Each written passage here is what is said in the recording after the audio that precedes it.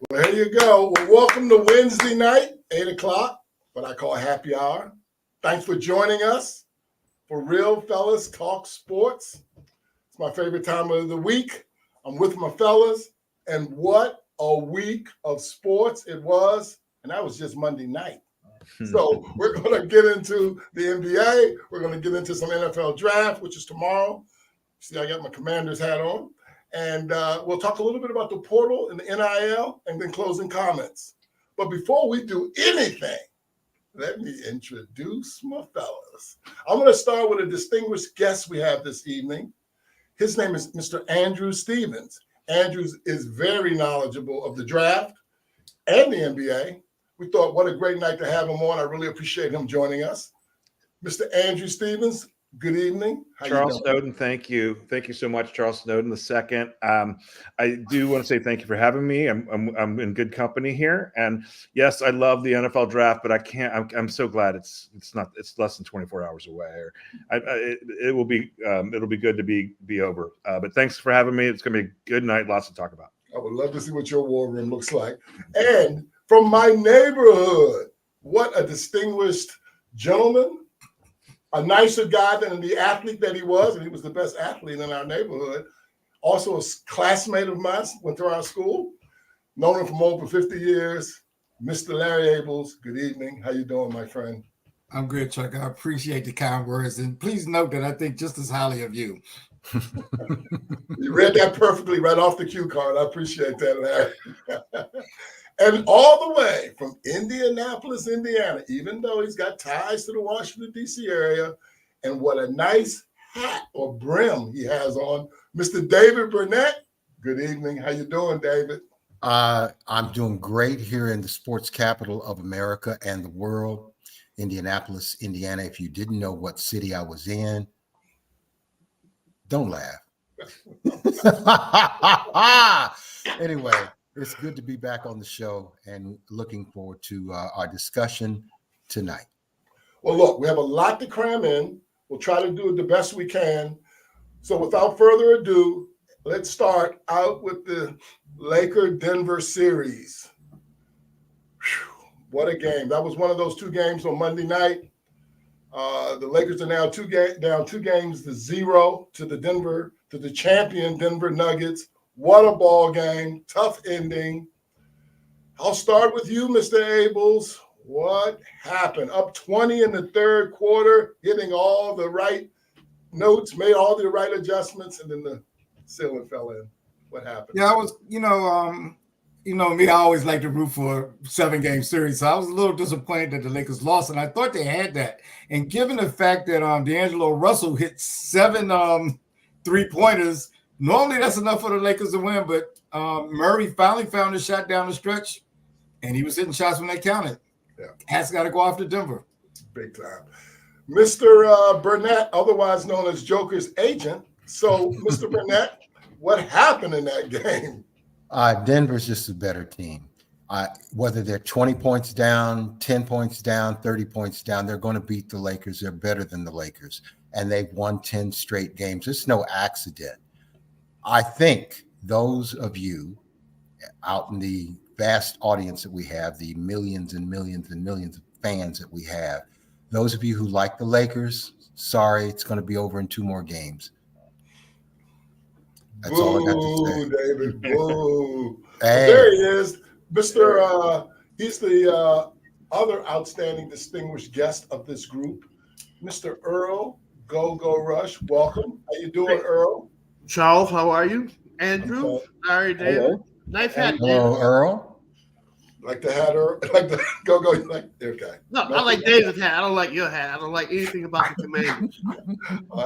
Let's not get anything twisted here. We're just getting started, Go, and we're just reviewing the first game is the Denver Laker game, and I just described a little bit about it, and then I'm asking everyone what happened. I'm going to go to Andrew. Andrew, what happened in that game? How in the world did the Lakers blow a 20-point lead in the third quarter? Well, I think Denver's got confidence coming off a championship. They had a tremendous regular season, and I think Los Angeles got two awesome players, 2 Hall of Fame players probably, but they don't have a whole lot around that. And I think they have LA's number, and I think they're the kind of team that doesn't panic when they're down, and they showed that they have the poise to, come back from almost anything. Go. Up 20, third quarter. Our Lakers, the adjustments have been made. They really look good, and then they didn't. What happened, Go? Well, first of all, I already know you guys don't listen to anything that I say, but I've been telling you guys all year the Lakers need a coach. You've been beaten 8 times by a team. 8 times by a team. You finally go up by 20 in the third quarter and you lose. That's a coaching problem. It's a coaching problem. That's all. So let me ask you a question, Larry. So they went out and got this little guard, Vincent or Gabe Vincent or something from Miami. They also added another.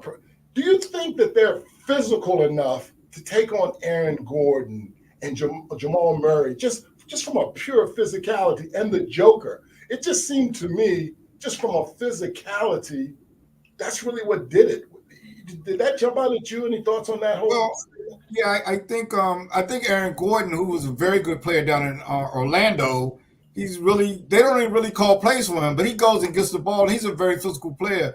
Gabe can guard guards pretty well, but I don't think he can match up against him. And the other guy that has played well this whole season, and it seems to be going into the playoffs, is Porter. He's been playing, and they have so much size that could play. I don't think the Lakers quite match up with their size. David, how good is Joker? Seriously, historically, just where would you put Joker? Well, he's getting ready to win his 3rd most valuable player award.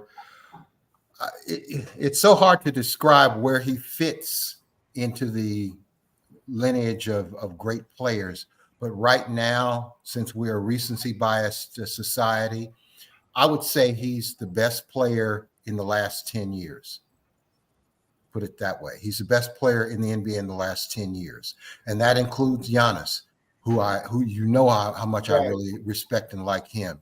But he does everything, and he does it at a low level. He's 7 feet tall, but he plays like 6'4".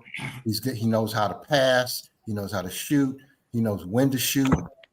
And he can dominate a guy like Anthony Davis, who can jump higher, is more athletic, but he knows exactly where to put the ball on the backboard. He knows exactly where to put the ball to his teammates. He's just a great player. Yeah. I can't argue with you. I mean, God knows he looks great out there. Andrew, Go is on to something. So Go thinks it's coaching. That's a good point.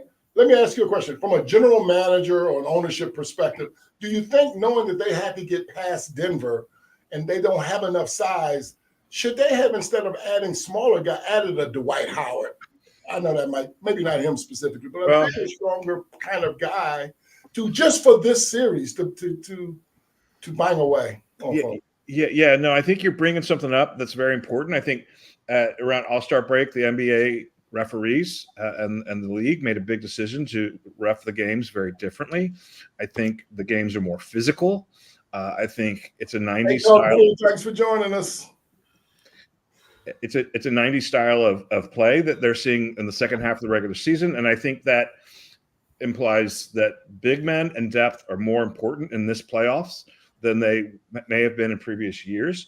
And I think teams like the Suns, who go 3 deep and nothing more, or the Lakers, who just don't have the depth and they don't have the size, I think that we're going to see those teams fail at a higher rate in this playoff than expectations might suggest for just the changes in officiating and the 90s style physical play. All right, so we have a lot to cram in. I want to move to the next game unless somebody has anything else they want to say before we turn the page on that Laker Denver series. Again, Lakers in 6. We've said enough about the Lakers. Okay, let's move on to the other amazing game that same night, Monday, was the Knicks-Phillies game. Man, what a series that has turned out to be. Even though it's 2 games to none, New York, and they've held serve. It's in New York. They won their first 2 in New York. But boy, what a rock'em sock'em, old school, crowd involved game. Larry, Can you believe that the Knicks pulled that game out? And what surprised you the most about the ending of that game? Well, I look at it as the 76ers gave it away. They choked, bad pass in by Lowry. Tyrese Maxey fell down too easy, looking to flop. Then he tried to nutbag one of the players, rolling the ball on the ground. So the Knicks needed a lot of help in order to win that game, and Philadelphia pretty much accommodated them. Good series otherwise, though. But I got to go with take my hat off to New York. In the crucial, they had to kept calm and made the plays they had to make. Before I move to David, Larry, who wins that series? I think New York's gonna win. Wow. Okay. David, what do you think about that series and that game the other night? Man, what a game. What a game it was. And the thing that really struck me most was seeing the energy from the crowd. Madison Square Garden, which is overhyped all the time as a so-called basketball palace. It is what it is. It's old, it's crusty, but it's live when they've got a great team. And you see the New York area stars around the court. And it kind of reminded me when the Pacers played the Knicks, those couple of series that they played back in the 90s. Spike and Reggie. Yeah, I mean, that's what really struck with me. And as Larry says, I think the Knicks are going to win the series. There's something about the Knicks this year. And Philadelphia, Embiid, hurt. He's not going to help them that much. As good a player as he is, he's not helping them. And I think in the end of the game, they choked. The 76ers choked. What an ending.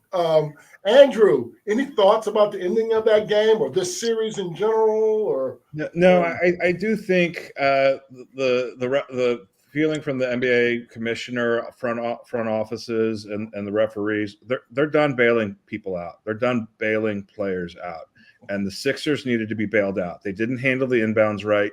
And the refs are kind of saying, hey, James Harden, hey, Trae Young, when you kick your leg out trying to draw a foul, we're not going to bail you out anymore. You're taking bad shots, and we're going to make you own that.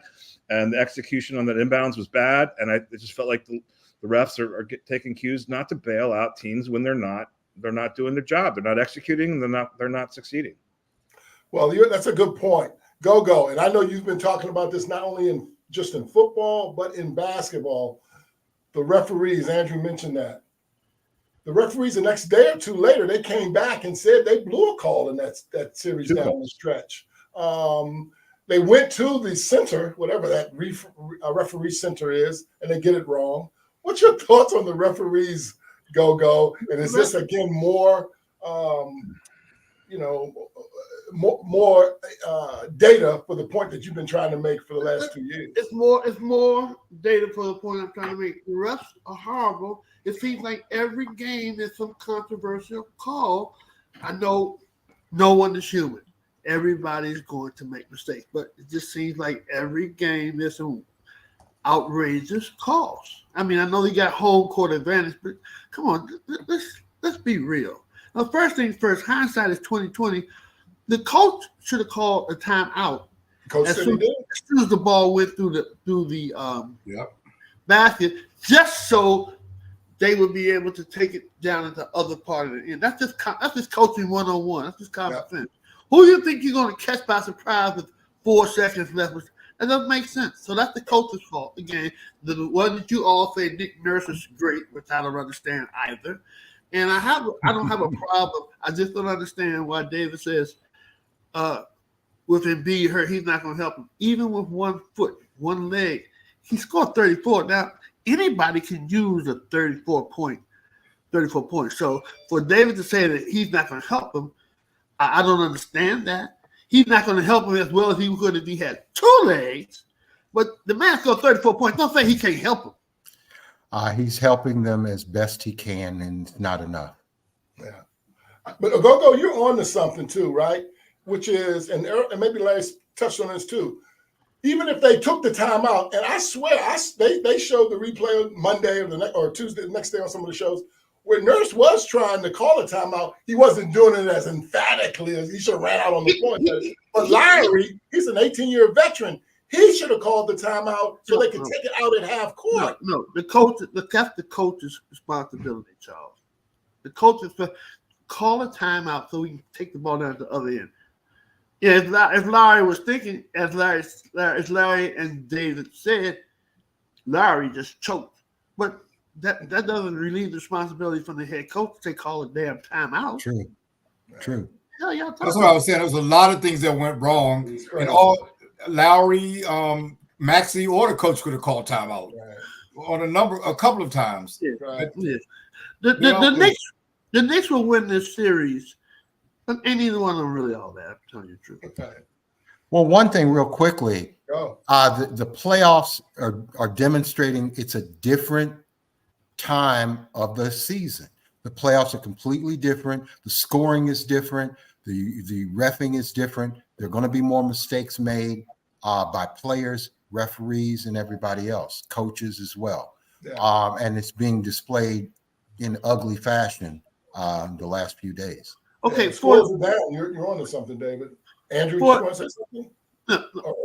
For everyone that's on the show who has a good mind and have common sense, because common sense is not always so common, can someone please explain to me what is the purpose of the 2-minute report? I really would like some type of explanation that really makes sense. Transparency. Yeah, Transparency. That's why it's there. That is the answer. And his name was Tim Donaghy.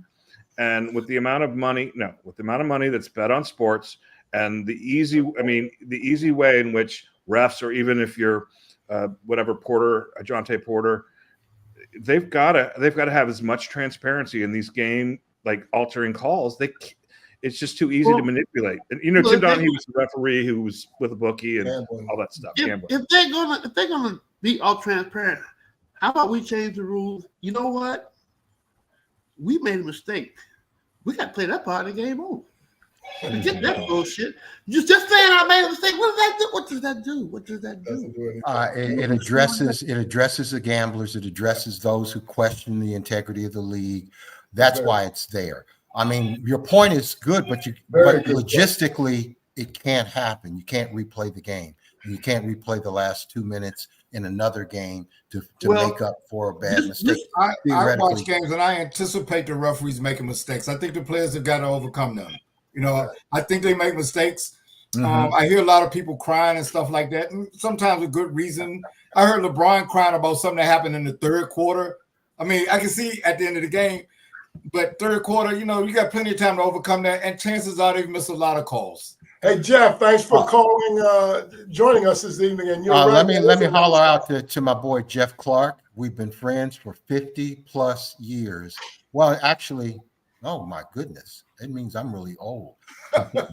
Well, since we were 10 years old.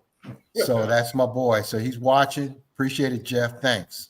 Hey Larry, before we go any further, so you're suggesting, just real quick, that wasn't a foul when D'Lo got smacked in the head? That wasn't a foul to you? Yeah, and there have been other fouls. I've seen. They went to the replay, Larry. I saw that. I thought they missed it, but we got to let it go. It happened in the third quarter. It wasn't silly. It wasn't silly. He was just pointing out a point. I didn't say replay. No, I don't think I said that was silly.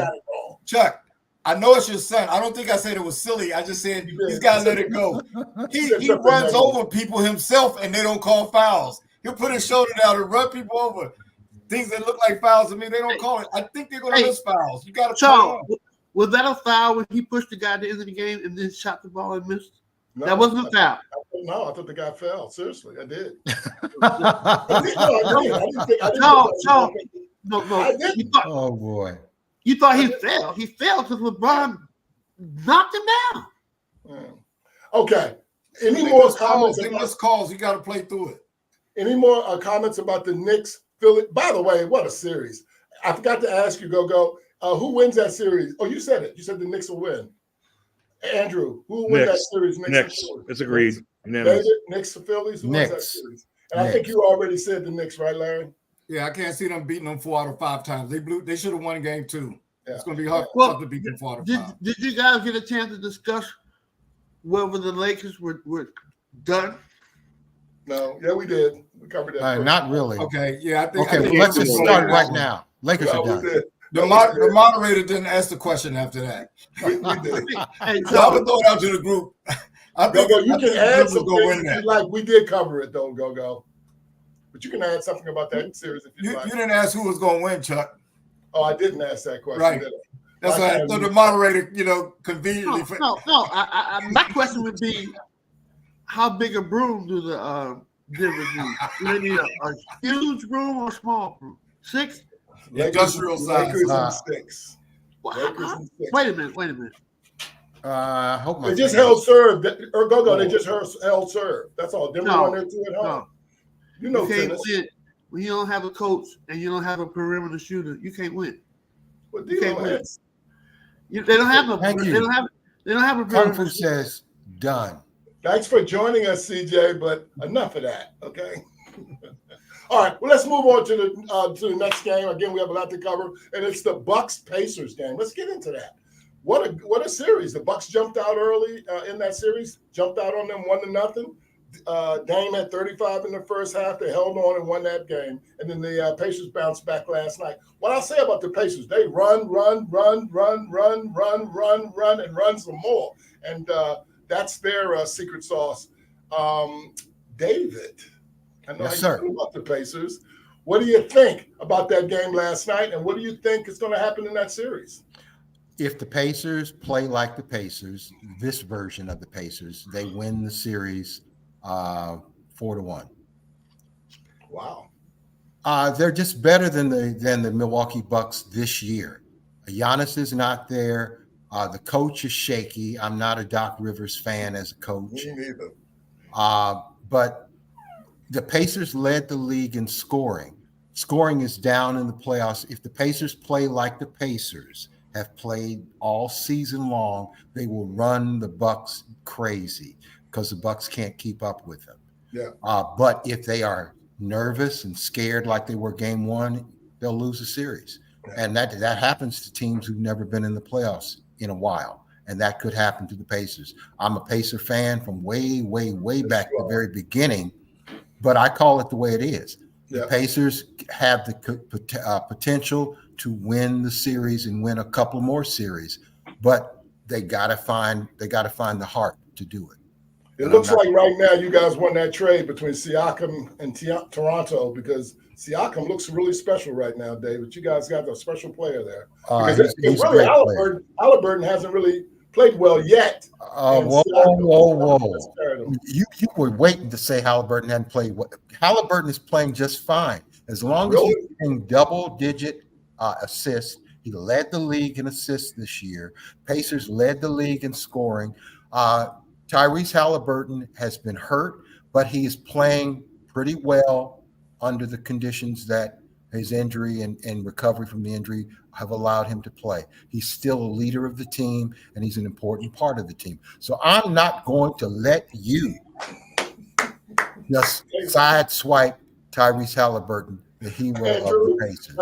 Andrew, what do you think of that Pacer Bucks series? Yeah, I agree with David, and I think the consensus will be that this is not the Bucks' year, and we'd all like to see the Bucks Thank go you, away. Jeff. This team doesn't make sense, and I think the Pacers are going to win. Go-Go, thoughts on that series? And Go-Go, what do you think? And Go-Go, what do you think about Halliburton's play so far? He's been playing all right. He's been playing all right. He hasn't been playing all NBA as people say he is, but he's been playing all right. He's had a couple off games. Don't let's forget this guy got hurt as well. He still haven't fully recovered. But I don't have any complaints about Halliburton. He's playing all right. Who do you think wins the series? No, Wow. That's a and lot. I don't even like Doc Rivers. I don't. I can't stand it. But I think Milwaukee will win it. I think do you have a reason? I think Dame ain't going for all this craziness no more. He's going to stop playing. He know he can take whoever's checking him for Indiana. I think he's just going to go to work. That's what I think. Yeah. Larry, what do you think of that Bucks Pacer series, and who do you think will win that series? Okay. I'll start with Halliburton. I think I mentioned this in our meetings. The defense in the playoffs has been very good. They've jumped on a lot of these point guards and sort of started picking them up in the backcourt. Guy in New York is facing the same thing. He doesn't play well. But what happens is at crucial times, I expect Halliburton to make a play just like Brunson. At a crucial time, they'll make a play. But they're facing really tough defense. With respect to the series, Giannis is not there. They have no chance. Yeah.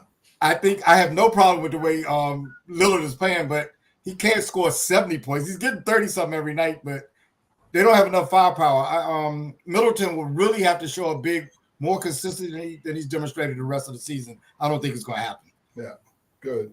All right. Unless you have any more comments about that series, let's move on to the Boston-Miami series, and we won't spend a lot of time on that. So that's a sweep, right? Boston wins, and that series is over. What do you think, David? Boston should win. They will win. They're a better team than Miami. Miami is hurt. Jimmy Butler we may not see him again until October. Boston should win. They should be in the finals. Yeah. Andrew, what do you think of that series? Yeah, I can't argue. I think Boston's one of the better regular season teams we've seen in several years, and they are complete. And the Heat don't have the Heat culture, Heat magic, whatever. Yeah. So I think it's going to be pretty straightforward. It might be 5 games, but it'll be an easy series win. Go. That series. Boston will win that series. Yeah. They won't sweep them, but they'll win the series. Larry, any thoughts? Any outside shot from Miami in any way? No, because Jimmy Butler is out for weeks. And even if he wasn't, I couldn't see them winning more than 1 or 2 games anyway. Now they might win 0 games. All right. Well, let's move to the next one. That's Orlando Magic in Cleveland. Interesting. I don't know. They talk a lot about that series. I don't know that much. The host tonight, Chuck, doesn't know much about Orlando. But I think they had a better record than Cleveland. But Cleveland's up 2-0 in that series. David, who wins that series? Cleveland or Orlando? Hold on. The first 2 games were Cleveland. Okay. Cleveland was a 4 and they were 5. Cleveland's going to win the series. But Orlando didn't have a better record though. They might have had a better record, but Cleveland's going to win the series. They're the 5th seed. Oh, I misread that. Sorry about that. David, so you said Cleveland's going to win that series? Yes. Anything about that series anything you want to add to it, or anything that's caught your attention in that series? Not really. I mean, both teams are kind of nondescript. Nobody talks about them. They're part of the flyover. I think Cleveland is showing some promise. Yeah, they've got some personnel. Andrew, what do you think of that series? And this is a series that's not going to get a lot of talk, a lot of viewers. Okay. I think it's going to be on NBA TV instead of the national cable broadcasts and ABC broadcasts. But anyway, I think Cleveland's going to win. I think Orlando has got a lot of promise as a franchise. They've got a good young core. They are very, very young. And they've had a lot of talent for a couple of years now, and not much expected out of them. So it could be a kind of they would surprise some people if they were competitive getting into the conference finals or finals. Go. What do you think of that series? And do you think Cleveland will win it? I'm going with Orlando. Any thoughts about the series in general so far? Anything catch your attention? Donovan Mitchell been playing pretty good, but it's 2 sad sack teams. No one cares. I agree with you. I like that thought. Larry, any thought about that series, and who do you think will win it? No, Cleveland's going to win it. I think I guess people need to remember that Cleveland and New York had a real competitive series last year. Cleveland had some good players. They have guys that can play defense. When Donovan Mitchell was playing well, they're going to be tough to beat. And I would love to see them play New York. It was very competitive, and they really wanted New York. I think at one time it looked like they were going to be 4 and 5. Then Philly and Milwaukee kind of fell off the table and changed things around. But I don't think Orlando, they're too young. Their best players, this guy Palinchero, he's pretty good, but they're just too young. And Cleveland is relatively young, looking like a more seasoned team going against them. Yeah, they've got some talent on there with Jared Allen and Mobley and Mitchell and Garland. They got some talent on that team, so it'll be interesting to see if they close that out and get to the next thing. All right, let's move from that game to the series to the. Let's start with, we're going to move out west now. We're going to go OKC and the Pelicans. So I like that OKC team. I had a chance of really watching from beginning to end. And that coach, I think, is good. I think they're well coached. They are young. And SGA hit a big shot at the buzzer. And then McCullough missed the three. So, Larry, what did you think of that game, the Pelicans and OKC? And who do you think will win that series? I think OKC is going to win it for the reasons that you just stated. Even though they're young, they play like a pretty organized team. My only problem with them is I think they're a little light at least in the front court. But I think they have a good team. New Orleans had great defense on SGA, just like everyone else. He's getting double teamed a lot, but as you just mentioned, at the crucial time, he made a couple of shots and they won. I look for them to go ahead and take care of the Pelicans, especially since Zion is not there. Well, that's a good thank you, Larry, because I want to go to David next. And I know Zion's one of his favorite players. David, what do you think of that series between OKC and the Pelicans? And who do you think will win that series? The Thunder better win the series. They're a better team. They're better organized. They might be the youngest team in the NBA, but they have something going on. And I hope SGA will stay with them for the duration of his career, or at least the prime of his career, because he makes a difference. Oklahoma City has done a great job over the years in bringing players in. Kevin Durant, and company were there at some time, so they know what they're doing in terms of drafting and picking players. So I'm going to say OKC wins that and wins it easily. Even the crowd is almost like a college crowd. I mean, the crowd was excited. They stood on a big part of the game the other night. Andrew, what do you think of that series in the game the other night when OKC won by 2? Yeah, so I do agree with everyone that OKC will probably win. I mean, very likely will win this series. I think I was overall very disappointed in the game that OKC played, just because without Zion, this should not be that close. They're the number 1 seed, and I think I don't expect big things this year in the playoffs from OKC. I think they'll probably lose in the next round or two, but I think they'll win this one, and only probably because they're so young and they got to earn their stripes. They got to learn playoff basketball. Yeah. But I don't expect much else from them in this playoffs. Hey, Phyllis, thanks for joining us. We appreciate that. Go Thunder, huh? Yeah, she's a good friend of mine, and her daughter lives in Oklahoma City, so she's kind of adopted them. Oh, cool. So Go, what did you think of that game, and who do you think will win that OKC Pelican series? I like the Thunder. I like the backup point guard for Pelicans. What's the little guy's name? Oh yeah, Alvarado. I like him too. Yeah, he come through. He's been playing well, but New Orleans needs a point guard as well. Yeah. And McCullough, I don't know. I mean, sometimes he's a very good player. I'm not calling him a bum or nothing like that. But sometimes it's in the crucial. It seems like he just have a tendency to disappear. But the Pelicans need a point guard besides Alvarado coming. They need a starting point guard. They need a starting point guard, and that's why they won't be able to beat Oklahoma. Right. All right. Well, look, I'm gonna. Oh, hey, Purnell. What's up, Purnell? Thanks for joining us, my friend. My goodness. Here's another St. Anthony Tiger from back in the day. Hell of a basketball player, too. Purnell was one of the best. Welcome, Purnell. All the way from Texas. All right. Thanks for joining in. Thanks, Purnell. So before we go any further, I've got a quick question I want to ask the group, and we'll try to do it fast because I know the time. 5 years from today, and we've talked about a lot of young players in this season and in the playoffs so far, but 5 years from today, name your, regardless of position, name your first team All-NBA. And I'll start it off. I'll say, to show you what I'm talking about, I'll say Wemby is going to be first team All-NBA 5 years from now. Now fill that in with the rest. And I'll start with you, David.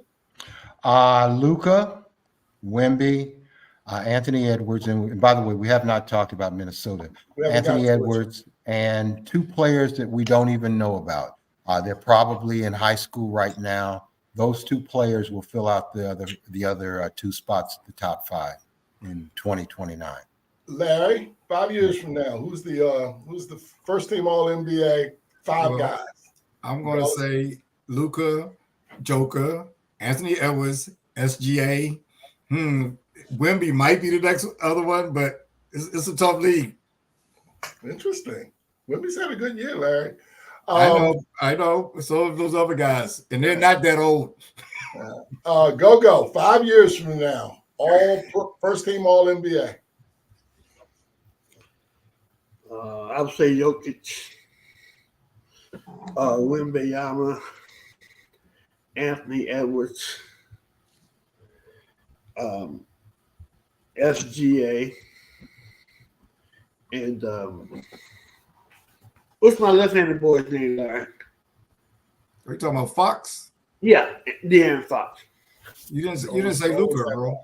You've always had like them. Yeah. Good. Okay, well, I'm sorry. Yeah, you got Luka's the best player in the NBA, so I was tripping when I didn't name him. So we're gonna have to drop. We're gonna have to drop Fox then. Yeah. Good choices, Andrew. Yeah, I would have the same guys pretty much. I mean, I guess the one thing I would agree with David, I think there's probably a name or two that we don't even know the name yet who'll be on that list. I do think something needs to be said about Wembanyama that I didn't hear the thrust from everyone else, but I think Wembanyama is going to be first team All-NBA next year. Okay, next year.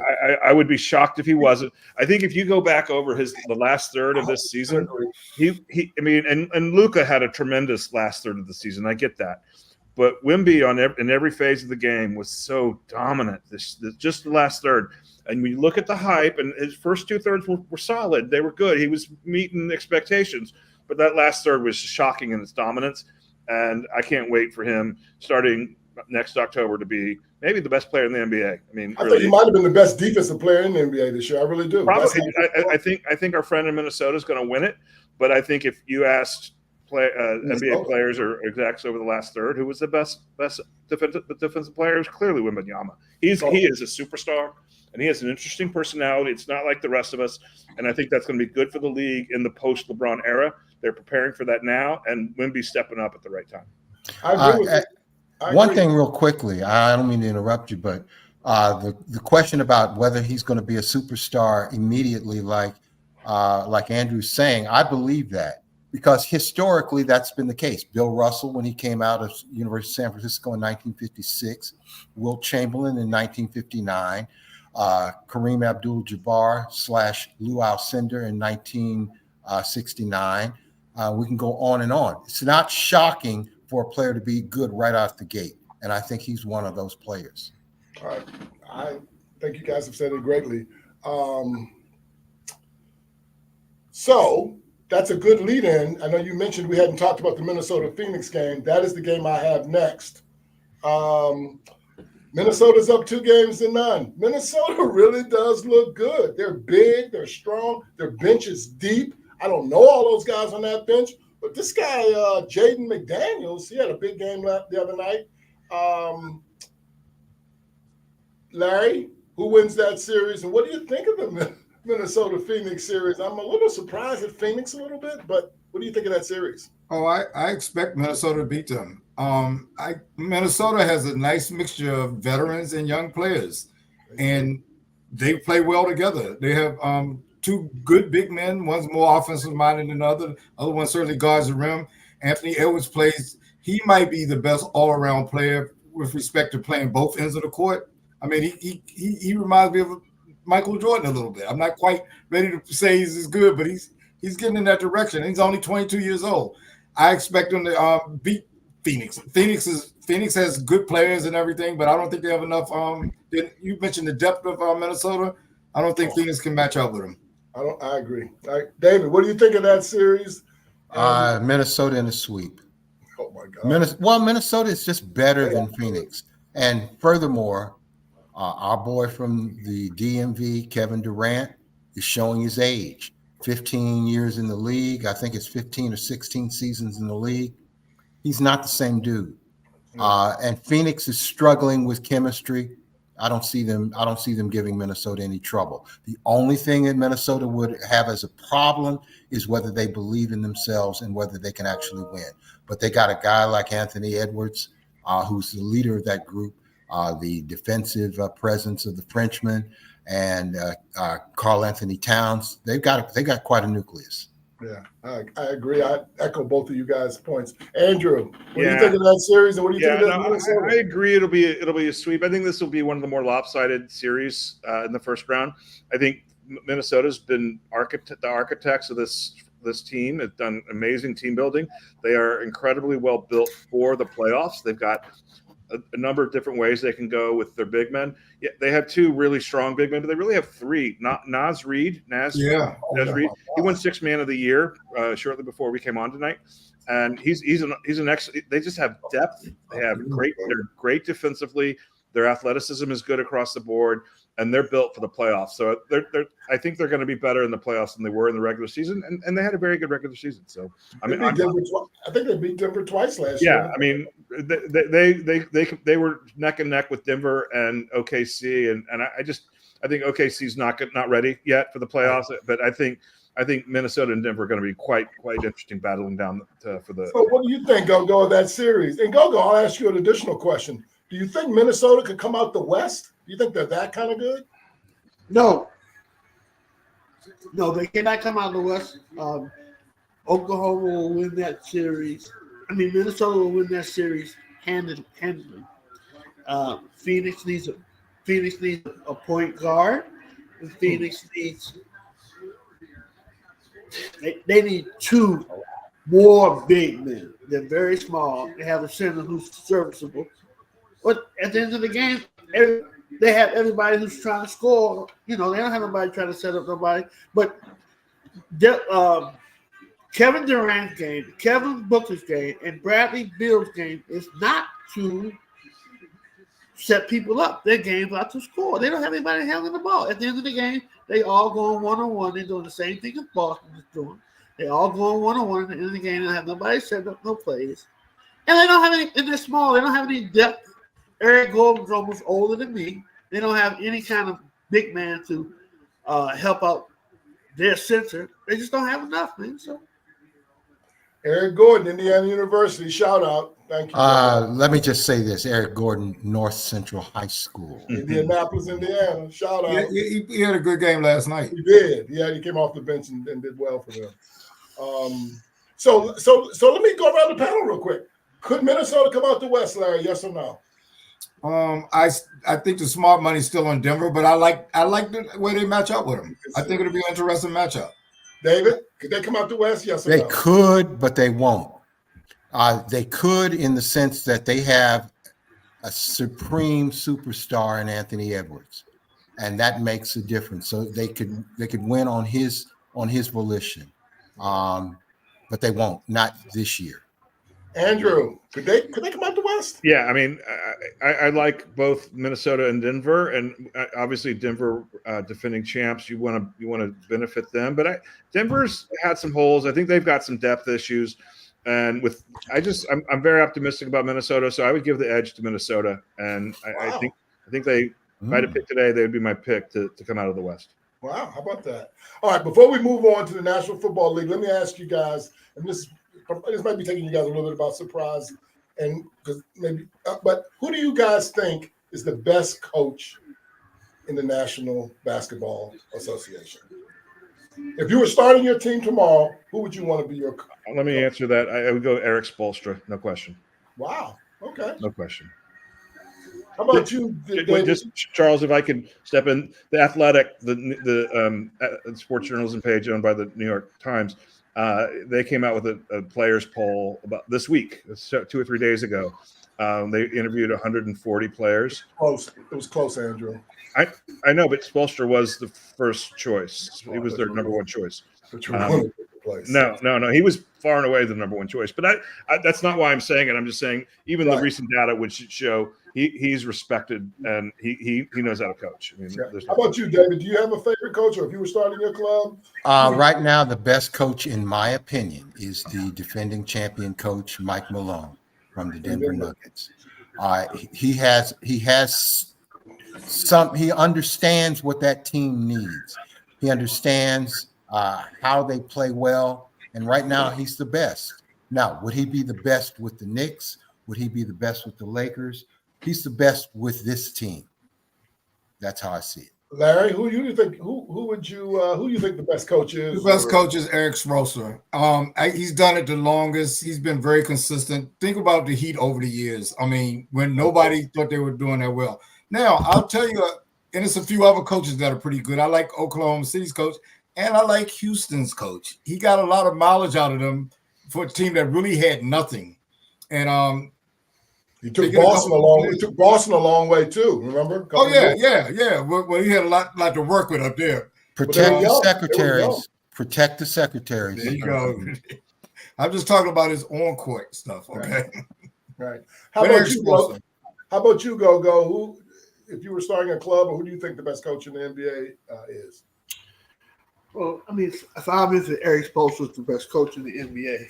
I just have a question mark, and you didn't ask about this. I just have a question mark about why is Tyronn Lue name always coming to start the best coach? What have he done? What have he done? He won a championship with Cleveland? Yeah. When they threw Draymond out and Cleveland got lucky and LeBron won that one. Other than that, he hasn't done anything. The Clippers haven't done anything. But every time you talk about the best coach, they talk about Tyronn Lue. I don't understand. I don't get it. I like him too. I can't put my finger on it. Well, why do you? You never watch the team.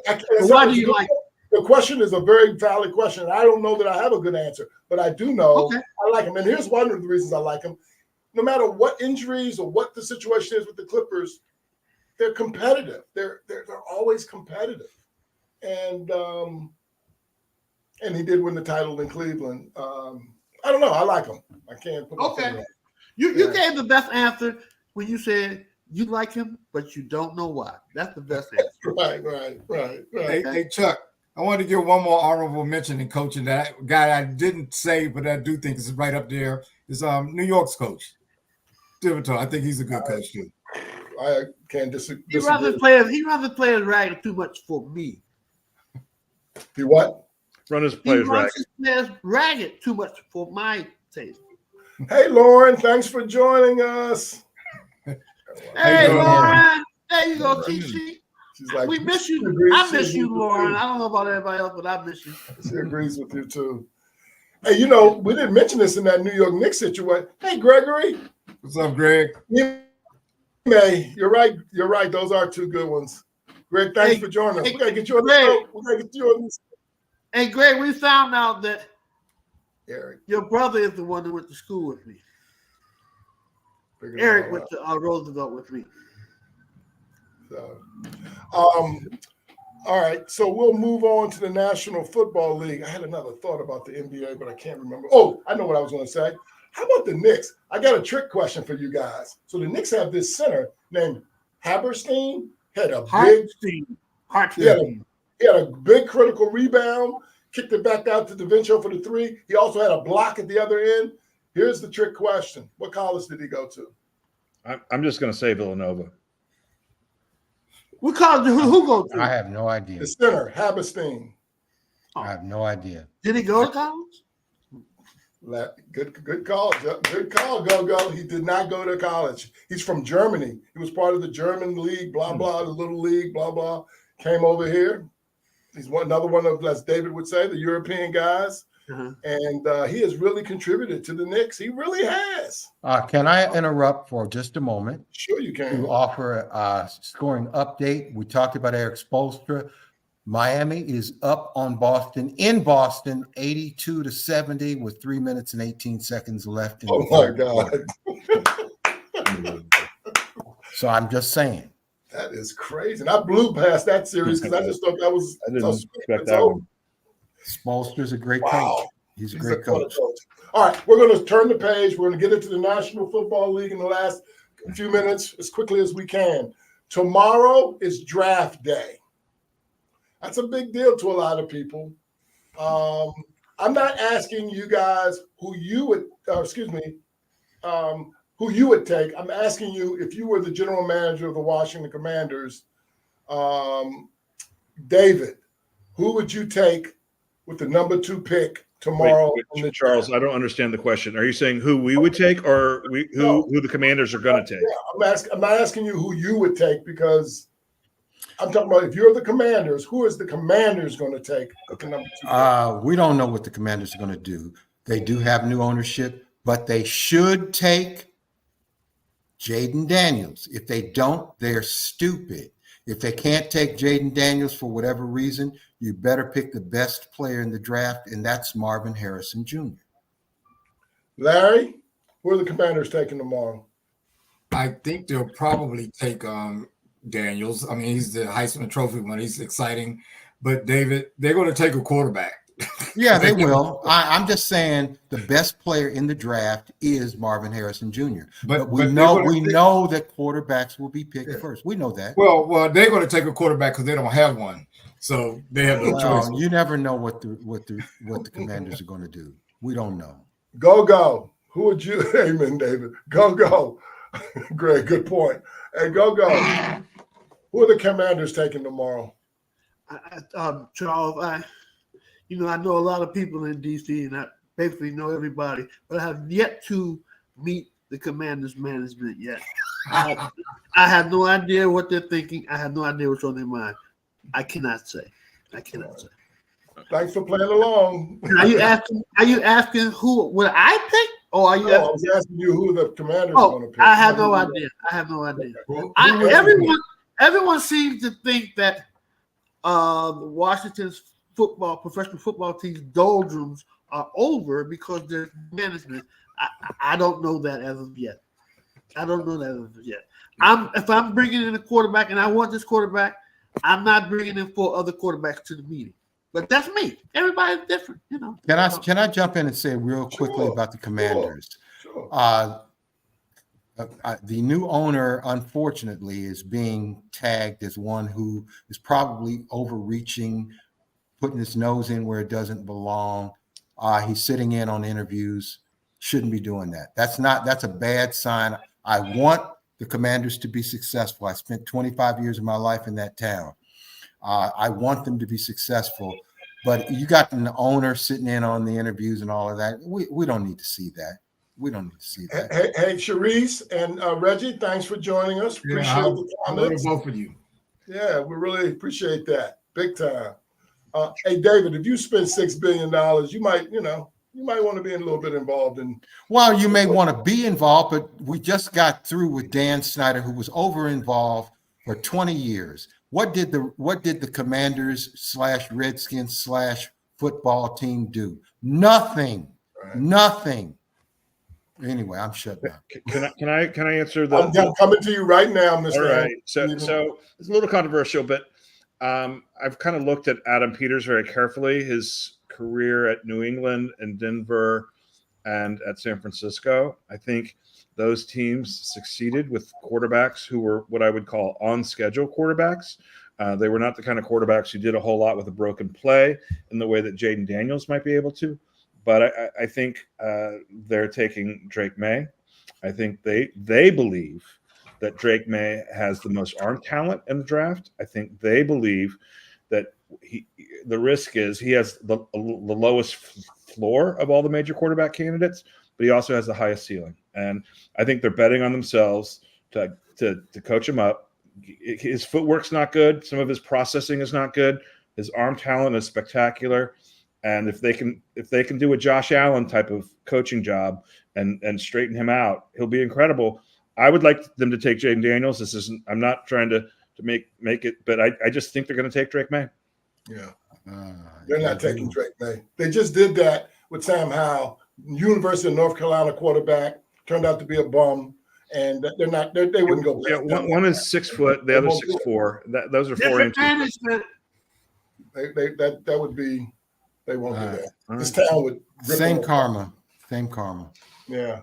All right, we're going to move off the National Football League, and in the last minute or so, I want to touch on something that's really been hot the last 2 weeks in college basketball, and that's the portal. And unless you guys have something about the draft you want to say, some observation, something that you'll be watching tomorrow that you think is worth mentioning right now. The only thing I will notice is how many quarterbacks get picked in the first round. It could be a record-setting number of quarterbacks picked, as many as 6. It may not get that far, but as many as 6 could get picked in the first round tomorrow. I think there's no question that at least 5 will be picked. The question is whether Bo Nix will be picked in the first round. My guess is that he won't. Do you think Penix will be picked in the first round? I wouldn't be surprised to see the Raiders pick him. Maybe not at 13, but moving around a little bit. I think Penix is a first-round quarterback. Now, any observation, anything about the draft tomorrow that you're keeping a keen eye on? Not particularly. I'm curious to who Washington was. Right. I'm not a draft guy. The draft is like watching paint dry to me. Oh, it's boring. It is. Right. All right, let's move on to college basketball. I know it applies to football, but we're going to focus on college basketball. A big thing is this NIL portal. Look, let's not kid ourselves. It's free agency. It's professional sports because these guys are getting paid big money. It's movement. You can go. You don't have to sign a multi-year contract. You can 1 year, take the money, move on to another team. It's crazy. It's like the Wild Wild West. Duke, for example, they just lost 7 players. Duke. Now, 3 are going to go to the pros, but the other 4 are transferring out. Indiana has they just picked up 3 incredible players, a center and 2 great guards, and they got 3 more people to fill in. So I want to ask the panel, do you like the portal and NIL stuff? And if there's one thing right now that you would adjust, what would that be? Larry, did that question make sense? Those are 2 separate things. On the NIL, I'm glad that players could get paid for their likenesses and stuff like that. But with respect to the portal, which is really what I think the underlying thing is, the coaches can leave at any time. I don't know why players couldn't leave at any time. No problem with it. I agree.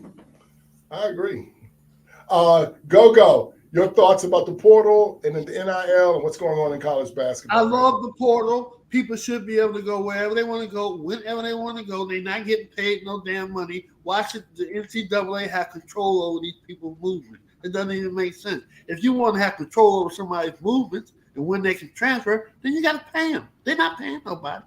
How you going to try to make somebody be a slave and you got to go? You can't go here.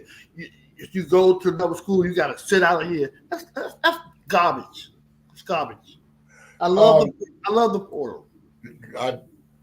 Andrew, what's your thoughts about the portal and NIL? Yeah, I mean, giving players the power of options across the board is clearly not just the ethical thing to do. There had been a lot of ethical questionable practices once players signed, and giving them options is the right thing to do, and it's also the legal thing to do.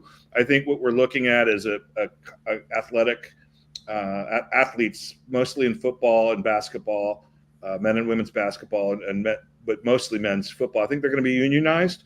I think that's going to bring a little structure and order to the process. So it's a little crazy, and college basketball in particular, for the men, seems to be suffering from the chaos because it's hard to really get to know a team or a culture. But I think it's you've got to let it happen, and it's the right thing. And I think the long answer is unionization and some sort of compensation, and even kind of other benefits for the players who are generating. We're going to get into this subject on another show and a little deeper because it is an interesting topic. Reggie, thanks for your comments. Greg, That's amazing that she's getting $28 million, but good for her. So, David, what do you think of this portal and NIL situation in college basketball currently? I think we need to cut the BS. Look, let's just call them semi-professional They are and be done with it. The players, going to, you're playing for Indiana University, Purdue University, wherever you're playing. You're not really in class. You're not really doing any study. Any studying that you are doing is done by somebody who's assigned to help you get through and pass the courses. Cut the nonsense. Before NIL, it was all under the table. Now it just needs some structure and formally make the NIL and the portal part of a minor league sports for college that helps the professional sports that they feed into, and cut the nonsense, because these kids aren't really going to school. The subject's going to come up in a later show because I think it's an interesting topic. Good comments to the staff. I've ran a little over, but I want to go real quickly to closing comments. I'm going to start with you, Larry. You got any closing comments? No, I don't have any comments today. Just shout out to my man Andrew. It's nice for you to join us. I really appreciate it, man. I'm glad you showed it up too. I appreciate that, Andrew. Go. Any closing comments? No. Oh no. David, any closing comments? Yes, very quickly. We just talked about NIL and the portal. Indiana State is where I kind of rest my argument. Indiana State has been decimated. They will never be the same again, at least at the time when we're alive. That's the downside of the portal and NIL. They lost their entire team, the coach. They hadn't been anything in 45 years. They won't be anything for another 45 years, and it's a shame. It's a darn shame. I'm going to have a real quick shout out or a closing comment, and it's on Nelly Korda. Nelly Korda is a 25-year-old female golfer. She just won her 5th straight LPGA event. She just tied with Anna Sorenstam and Nancy Lopez in terms of 5 in a row. She did not go to college. She turned pro when she was 17. She was going to go and break the record this weekend in LA, but she just announced today she's pulling out of that tournament. But she has won 5 straight women's events, and this weekend was a major. She won that too. So just shout out to Nelly Korda. We don't talk about female golf much on this show, so I just wanted to shout that out. Can I say this real quickly about the lady golfers? Yes. Nelly Korda, great for her, but she ain't no Nancy Lopez. Nancy Lopez is one of our contemporaries. She was killing the LPGA back in our day. So I just wanted to say that. Listen, you guys are always great. What a wonderful show. I appreciate your attentiveness, your comments. This was great. I appreciate the callers. The folks who commented. That was great. Andrew, thanks for attending and participating tonight. We appreciate that. Thank you. Hope the Commanders get Jaden Daniels tomorrow. Enjoy the weekend, everybody. Thanks again. All right. Good show, y'all.